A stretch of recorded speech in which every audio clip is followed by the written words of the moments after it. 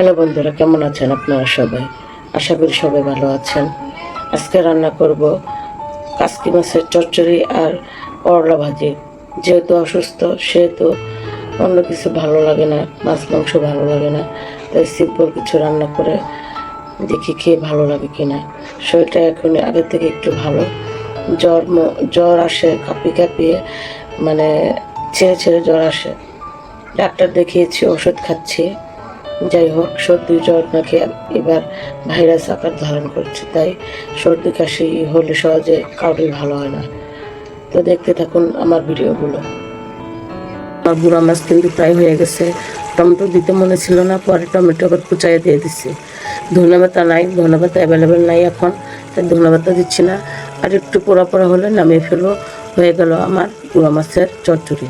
গুঁড়া মাছ কিন্তু এটা কাসকি গুঁড়া, এটা কিন্তু বাছা কোটার কোনো বাছা যাবে ময়লা টয়লা, কিন্তু কোটা লাগে না আর কাটাও লাগে না। একটু আলু দিয়ে যদি দিয়ে দেন তাহলে বাচ্চারা সুদ্ধা খেতে পারবে। আর এদিকে আমি এই যে করলা লবণ দিয়ে কষলিয়ে ধুয়ে নিচ্ছি যাতে তিতা না লাগে। কয়েকটা আলু দিয়ে দিচ্ছি যাতে বাচ্চারাও খেতে পারে। তো দেখতে থাকুন ভিডিওগুলো। তো তৈরি হয়ে গেল কাসকি মাছের চচ্চড়ি। এখন করলা ভাজিটা ভাজি করে নেব, দেখতে থাকুন। কাঁচামরিচ পেঁয়াজ দিয়ে দিচ্ছি, এখন একটু লবণ দিয়ে দিলাম করলা ভাজিটা ভাজি করার জন্য। এই পর্যায়ে দিয়ে নেব হালকা একটু মরিচের গুঁড়ো, ধনিয়ার গুঁড়ো আর হলুদের গুঁড়ো।